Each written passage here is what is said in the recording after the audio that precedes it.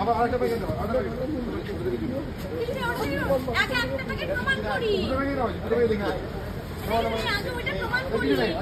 দেখি তো দেখি তো এবার সামনে আমি রেট বলে বলে খাস না দিকে কিনা এবার কিনা মির মির তুই তুই এদিকে চলে এই কাটবি এই যখন আসছি এবার তুই করবি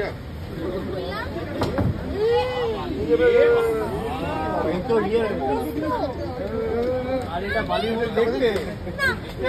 এই তো দিলীপ দা এই তো দিলীপ দা আচ্ছা এবার এটা হলো এই এই এই তুলে দেখালো সবাইকে এই ফিস পাক ওকে বোঝা গেল আর ও তো দিলীপ দার